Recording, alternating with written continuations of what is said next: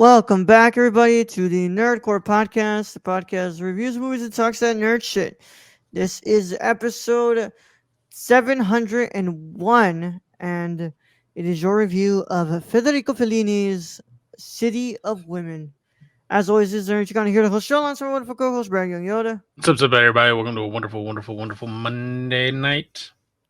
Live, early, and ad-free over on patreon.com/the Nerdcore, where you can get this episode live, early, and ad-free before anybody else gets to watch it on the public on 12 p.m. Central Time on Tuesday. And yeah, before we continue on with our Fellini month here, Brad, how are you doing, bro? Doing good, doing good. Back from a little, I guess a vacation in a way. Not really, but I saw a baseball game. It was fun. Yeah. Home team won, fucking blowout. So had a good amount of home runs in it. I was happy. Yeah. You're glad you finally got to see your team win, huh? Yep. So I did. Yeah. Yeah. Well, that's cool. I'm glad you got that, man. But we're back to discussing Federico Fellini here because we have we have to continue on with our Federico Fellini month, and I was surprised, Brad. I didn't think that people were gonna watch the Toby Dammit episode, but You wrong. I am very wrong. We're getting views. Yeah, yeah. We got a good amount of views, man. I have to say thank you guys so much. I'm glad you guys enjoyed the episode, and I'm glad that you guys went ahead and watched that. It means a lot, and yeah, I just wanted to get it over with that first of all, and talk about that because it was a great it was great knowing that y'all watch that. But yeah, I was like, it's a relatively small film, one that kind of goes under the radar for Federico Fellini, and it's a short film. I was like, I don't know if we're gonna get a lot of people to talk about that one, but looks like people are checking it out. Yeah, looks like that is the case, man. Yeah. But yeah, Brad, hope that you're doing good, man. I went to work today. Man. Oh, I went to work today, which was great and all, but yeah, as I messaged you, Brad, holy crap, I had to pee really bad on that bus, bro. And I got the bumpiest bus in the world. I will tell you, when I used to ride the metro, there were days because I was on that metro for 2 hours. I raced out of that metro, got in my car, and drove as fast as I could home because I had to pee. Yeah. There was one day I actually had to ask one of the security there if they could open the bathroom because the bathroom doors were locked. If I could use the fucking bathroom. You're like, bro, I gotta go. Like, I'm Like, I'm moments away from pissing myself. Yeah, and I still had like I don't even know how long, like 30, 45 minutes after that. It's just like, yeah. God damn it, bro. I mean, that's how it happens, bro. That's how it goes. What's it called? You don't think about these things, and all of a sudden, there you are, almost pissing yourself. I mean, and sometimes it's not your fault. It's the the train's running late, or the bus is running late, or something's running late, and you're kind of stuck there. Yeah. Unless you get out of the metro and go somewhere to go to the bathroom, but then you have to come back and wait for another train. You're just adding on to your trip. Yeah. Yeah. So I was on that, what's it called? I was on that train. I was on the bus back, and I was like, oh my God, bro. I'm like, oh, I guess needs to get home already because I really, need to pee, bro. I have to really pee, and it's just I'm dying. Did you? Like, at least you made it, though. At least you fucking made it. Yeah. So I was like, oh God, thankfully, I made it, and I'm here now to talk about it. So that means that I didn't piss myself. Yay! I almost pissed myself what I was doing with my. It's always a good day when you don't piss yourself. Yeah, but It's just yeah, I wasn't expecting to piss myself. What's it called? Almost piss myself just because I next time I need to use the restroom before I leave, bro. I need to use the restroom before I leave. I can't be what's it called boarding that bus without what's it called at least trying to use the bathroom. By the way, I found a new liquid death flavor. Yeah, Cherry obituary. Not bad. cherry obituary. Cherry obituary. Okay, And then I found an orange one too. It's like a black can with orange. nice, nice. So I'm gonna try that one. Um, We over here just drinking water.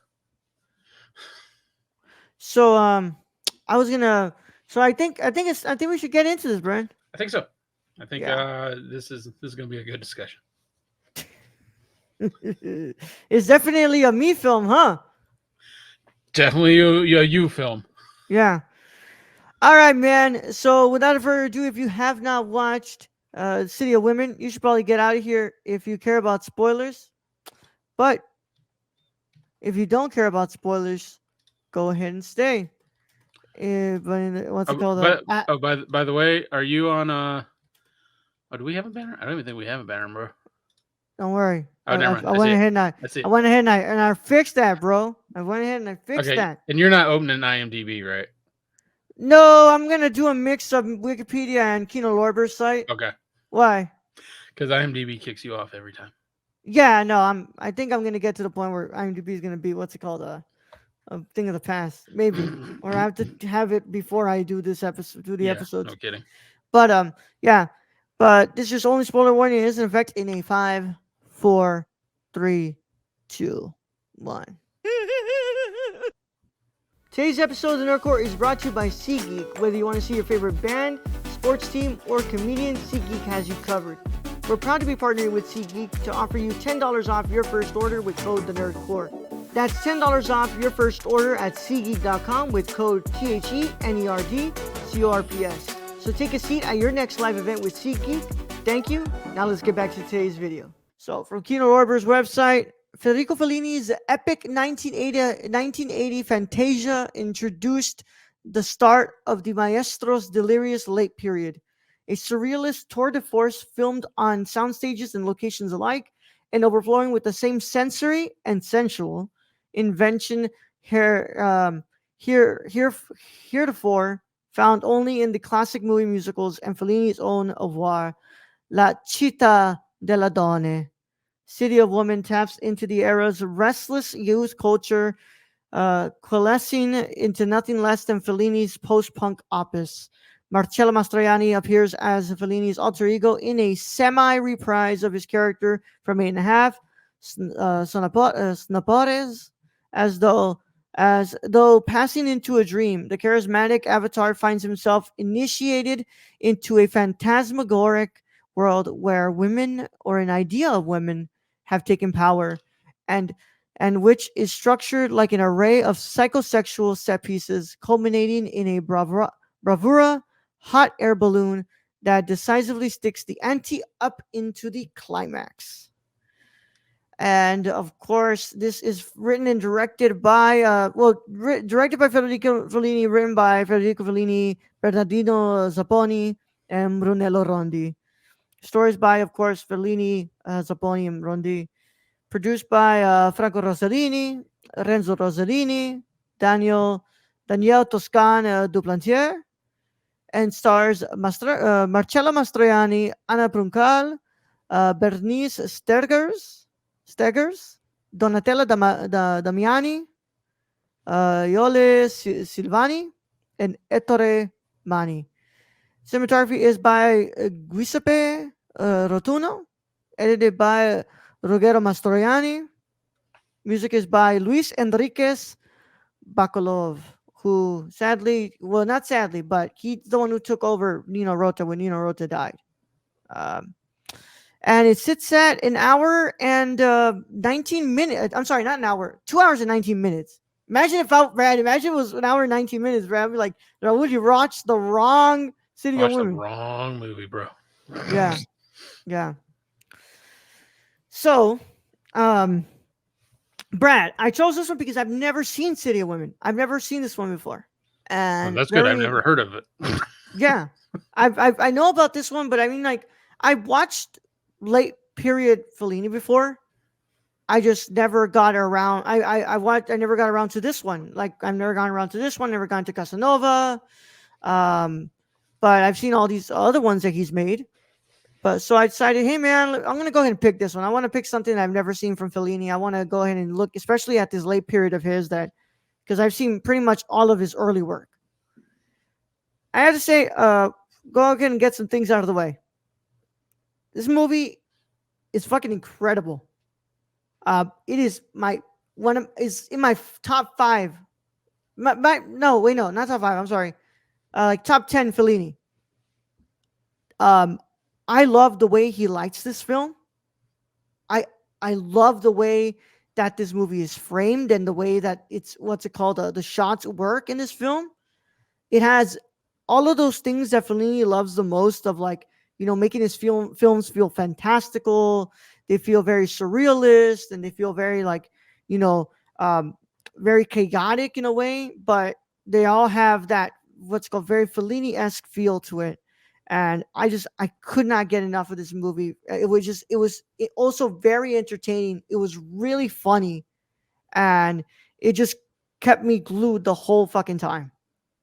Brad, what are your initial thoughts on City of Women? Ah, I I I enjoyed this movie, honestly. I mean, from start to finish, to me, I just kept thinking this is kind of like an Odyssey movie. We see a man going through and kind of dealing with his feelings about women and how he got to those feelings about women, but it's set up in a way where he's having to go through a whole freaking journey. He gets out of that train and then he goes into this hotel that's just full of women. I guess a feminism or feminist convention was going on, and Yeah. then from there we just keep following him until we get to one of the best sets I've ever seen with the slide. Oh my Um, god. Yeah. and he's sliding in and he's just remembering all his past, I guess, loves or Yeah. triumphs or however you want to put it. Um, and I think it's an amazing concept, and it's amazingly well done, well shot, and it's very Fellini. Fellini, I've come to also just be up there with these are some weird movies, but they're enjoyable weird. Yeah. Um. So, like you said, it's very Fellini, Brad. But it's like, to me, this feels like a great companion. Like, if you were to do a double feature with Fellini's movies, you do this one in 8.5. You do 8.5 first, and you do this one, because you could not have two characters that are so alike. You know. Hmm. And I wholeheartedly believe, Brad. I think the last part of this movie, I think that's the movie that Marcello wanted to make in 8.5. Mm. I think that's the movie he was having so much trouble with to make. I think that's the one that he wanted to make. Like, um, it's also very like, yeah, Fellini will always make autobiographical films. I think one of his quotes said, I could make a film about pasta and it would still be about me." And here, like, it very much is like, I don't think that Fellini is saying like, I hate that I was a womanizer. More saying like, okay, I know that I was a womanizer. This is the way that I looked. This is the way that I acted. It made me lose so much trust from my wife, but yet she still stayed around. And Which you they kind know, of show. They kind of show that. yeah, and it also mean like, at the end of it, I think Fellini kind of reaches this kind of like conclusion that like, I don't think anybody can make me happy. Like, I don't think I can even make myself happy. I don't even know what I want.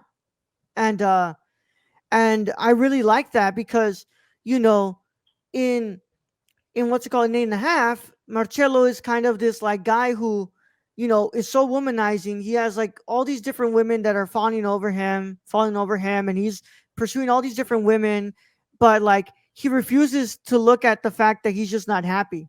Yeah. He's not happy with his career. He's not happy with his love life, and he has nothing going for him. But in this one, he kind of understands Snopara is Snopara is whatever his how you say his name. I feel like he understands all that, and he's Yeah, I like, think he knows who he is. yeah, he's like, I know who I am. He's like, I don't think I understand how I'll ever be able to, fix that about me. Yeah, because he's gone so far now that Yeah, he's just trying in there to get random women to have sex with him in a train. yeah, Oh, yeah. Which, by the way, his tone completely changes, Brad, from the beginning of the film until the end. Like he was like a rabid dog, bro. yeah. Just want, and then by the end, it's like he's like, I'm so annoyed with this. Like, get me the fuck out of here. I do not care that these are all like beautiful women. Which, by the way, like even the older ones, like I don't think there is a single bad looking woman in this film. No, even a big biker Bertha right there. Yeah, yeah, I'm telling you, yeah, like even the older ones, like I'm like none of I them mean, are look bad. Which, by the way, that's on fucking Fellini for choosing the best looking ones. yeah. I But mean, Donatella Damiani or Damiani. yeah, Woo. Damiani. Yep, Yeah, that was a looker. yeah. I Brad, I think at the end, towards the end, with the prostitute who takes the guy up and the big ass that you see, Yeah. that has to be prosthetic, right? Like that's a Yes. No. No. prosthetic. Yeah, That was there. like I don't think unless there's it's like any a way lens. you. I don't think there's any way you could shoot that. Well, I'm thinking like a lens trick, but I don't think so. I I think think that's got to be a I think prosthetic that's a build. prosthetic because Yeah, it just fucking grows to yeah. a huge amount. Which one of my favorite shots. Oh my god. Yeah. Just like it's absolutely fucking trippy as shit. The way it's just like right there taking up half of the fucking screen, Brad. Yeah, and Um he does not shy away from it. That's for sure. no, no, he's got everything showing. Some of my favorite scenes are with the doctor Xavier Cazzoni in his I guess phallic building that wants to be torn down. I just thought Ettore Mani, I think that's his name, Ettore Mani, Yeah. did just an incredible job playing that character and just kind of the complete opposite of like the feminist. Like maybe that was Fellini's kind of way of saying like, well, this is like who I try to be, like that, that prolific kind of Yeah. lover, Yeah. 10,000 women and such. But I just just what went into this movie in that building with all the pictures of the women, and then it has a switch with a light and a speaker that that just shows very intimate moments with those women. It's just like this took some thought. This was some like deep thinking, like going inside yourself and being Yeah. like, this is Well, that's why this is so perfect for his late period. Like this is a Fellini that's like he's lived through all these experiences already. I mean, remember that there was that one woman who he had an affair with for like 10 years. yeah, He was with that woman for 10 years who was an eight and a half, and it's just this is like at this point, I think this is the Fellini that was like, hey, I kind of do like. I don't buy it for a second that Fellini regrets his choices. I don't no, think he does. I think no. Fellini is egotistical. He might be getting to the age though in this where he wanted to slow down Yeah, and just maybe have one yeah, and just be done. yeah. Or I don't know, maybe he thought he was going to end up lonely. I don't. But like you said, I don't think he regretted it. But I think there's No, some introspective in this movie that's very fascinating in a way. yeah. I love the costumes. I love the sets. Everything just it looks amazing. I mean, this is it's such a massive movie, and it just like it's a this doesn't really get brought up a lot, man. I don't hear a lot of people talking about this one, man. Like no one really brings this one up when it comes to his late stuff, and it's just it just blew me away, man. I was drawn to the screen like throughout this whole movie. I'm telling you, bro, if I didn't have to go to work today, I would have finished this last night. Yeah. Like I would have been done with this last night, but I had to go to work and I had to sleep early. But like I truly was just so drawn to this movie, and the music, it's no Nino Rota. He's composed the best scores from Fellini, but I love the music in this movie. I think it does a great job. I mean, I love uh, a lot of the scenes in this movie. I love. We haven't brought up the when he's trying to get back. This man is just trying to get back to the train station He wants the to go whole back to that time. damn train station. He needs to Yeah, know that he like you he ain't wants getting to that train station. he wants to go back to a sense of comfortability, and they're not letting him. They're forcing him to look at him like look at himself, and just the women in the cars chasing him through that forest, which I think is the same forest from Toby Dammit. It looked I quite think so. similar. Well, a lot of like remember I like remember there's that one what's it called part in which by the way the what's it called the callbacks to 8.5 are massive here. I mean, where he's in his bed, like where he's in a bed and he's acting like a child. That's one of the dreams Yeah. sequences in 8.5. Where he's what's it called in his tux and he's dancing with the two women. Um, that's one of those dream sequences as well in 8.5 where all those other characters were showing up Hmm. and he was like trying to control the women and um yeah, like I was just like, oh my god, like all these callbacks because like it's like I said, it's all autobiographical. Fellini sees himself in all of his male characters, but I think like in this one he what's it called, I think he finally realizes like, hey man, I'm not the perfect man. It's not, he's like, I think he realizes like it's not even about an ideal woman. I think Or it's that about, he'll never be satisfied with any woman that he yeah, might think is ideal. What maybe there isn't an ideal woman. Maybe there's there just isn't. Yeah, I maybe think that's his it's just conclusion, a Brad. maybe he's indecisive. Maybe it's just a Yeah, decision that he can never make of to stay faithful to one woman. And yeah, that's a decision many men make. yeah. And throughout this movie, I just think about like, I think about Julieta, and I think about how like, just how much she had to deal with, and just seeing this movie and seeing that woman at the end who it was Julieta. That has to represent Julieta. Yeah. There's no way it wasn't. Are we talking about And Alina? yeah, it had to be Julieta. Yeah. There's like I don't think that what's it called, it represents nobody else but his wife, and Well, Julieta stayed. the most serious parts of the movie are with Elena, and I'm guessing as a response to that because they're literally yelling at each other. It's like it goes from this party where he's peeing, trying to take out the candles like cake, to these two just yelling at each other like a Yeah, husband and wife. yeah, and I know I was like, I think, and I watched this movie and I'm like, huh, like, this woman, how much she had to bear, like, had to, what's it called, had to, deal with him. And, it finally goes to his, cause like, after, like, it's 1980, he has 13 years left of his life, right? After this. And it's like, you kind of get this realization really late into your life at this point. And it's just, at the end, that woman smiles at him, but it's kind of like, to me, it reads off like now you've realized it. Like, where were you these last couple of years? And Well, yeah, and he took a look at all the others, and he kind of just went back to sleep.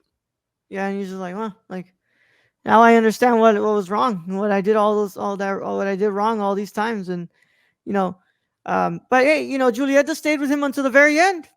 Yeah, He did. They never separate. They never, as far as I'm concerned, he never what's it called? He never divorced her. They never separated. Um, and you know they but went. man, what he put her through though, put her through the ringer. Oh yeah, put her to. But Brad, I go back to our first Fellini month, and how beautiful Julieta was. I was like, I would never put that woman through all that, Yeah. and like, you know, would never cheat on that woman, bro. But I mean, we've gone through many a Fellini movie, and let's face it, this man cast very beautiful women, Yeah, and Fellini, in my opinion, is not very strong willed at all. Which I do no, not blame him because he did probably some of the most beautiful Italian women ever he yeah, cast. yeah. But Brad, what's your final verdict of City of Women? Like I said, I really enjoyed this movie. Like you said, the sets, the lighting, everything on it, it was Lighting, Brad. quite huge. Like it's almost to the point of kind of a Fellini epic in a way. To me, it reads like an odyssey of a man, going through a journey to find something. Um, Yeah. and for that, I found it quite enjoyable. I didn't really feel like this movie was 2 hours and 19 minutes. No. It did not feel that way. My eyes were glued to the screen, and for that, Fellini gets a 10 in my book. I give this a 10 as well, man. This is an incredible film. I truly did what's it called? Just I was just glued the whole time. I think this is one of his best work he's ever made, and I hope that people what's it called? I hope people what seek this one out. I want more things to read about this because there's so much to uncover here. I mean, all of his surrealist um excuse me, all of his surrealist imagery. It's just it's on display. Dare I say, I think this is one of his most Fellini-esque films. This is Which like is the not a most bad Fellini thing. you can get. Yeah, I mean, I like weird Fellini. That yeah, that that makes it an intriguing movie where you're trying to figure out what exactly he's saying. yeah. Also, holy crap, this movie is as loud as it can get, Brad. They are constantly screaming like crazy Oh in this yeah, they movie. are. Yeah, And just like, women just coming out of the woodwork everywhere. yeah, You have a blank wall and they're like all falling down the wall. You're like, what the fuck? yeah, It's just like this man can't, and maybe that's it. This man can't get away from his past, you know, yep. from his past. I was gonna say it reminds me of the fact that like when I first introduced you to him and I told him like, oh, we're gonna watch these films, Brad. They're kind of like really chaotic, and you're like, I told you like they're really eccentric, and they're kind of a little what's it called over the top at times. And Brad's like, no, they're not, bro. They're just Italian. So dare I say, this movie's fucking Italian as this fuck, bro. this Like, movie's Italian as fuck. yeah. Oh, oh my god. But that concludes our review. And as always, I want to thank you all so much for joining us. Keep up to date with us on nerdcore.com, Twitter at the Nerdcore _, Instagram at the Nerdcore, Letterboxd at the Nerdcore, TikTok at the Nerdcore, Patreon.com/the Nerdcore. So you can get this episode along with other episodes live early and ad free before they drop for anybody else. Of course, we want to thank you guys so much for joining us on there. Discord link is in the description below. You can join us there and talk to us about films and Fellini and everything you want to talk to us about. Anything and everything is on there. You can talk to us. YouTube in the YouTube video, please make sure you drop a comment. Talk to us about the movie. Tell us what you think about City of Women. Where does it rank with the other Fellini films you've seen? I think that this is definitely top 10 to me. It is right up there with films like Eight and a Half, La Strada, Marco or Julia the Spirits. It's just incredible movie. Um, Leave a like on the video, subscribe to the channel, click the notification bell so you don't miss a single video that drops on the channel. And of course, leave a 5-star review on your favorite podcast app of choice and follow us on that podcast app, as all that helps us out so much. Also, we would like to ask of you to just check all that stuff out. I don't know where the hell I was going with that. Oh, that's right. Thank you to our patrons. They make this possible. Without them, none of it's happening. Can you tell about our wonderful producer Shane, Brad? You can follow our friend Shane at twitch.tv/xsrk or on Twitter at thriftedil or go buy something from the Suppy God at presentcityvintage.com. Damn straight. And we're going to be back for another review on Thursday live on Patreon, going live for everybody on Saturday at 12 p.m. Central Time. So check that out. We also got the night of episode 5 on Wednesday. So come and check that out at the $5 tier and above. But for now, that's all we got for you guys, Brad. Send them out. All right, Raul. Thank you, being host as always. Thank you to all those who join us in future chats. Thank you to our listeners out there, our Patreon supporters. We appreciate each and every one of you. And to end this episode, I think it's only right that I say eat good food, drink fine wine, and make love to beautiful women. Young Yoda out.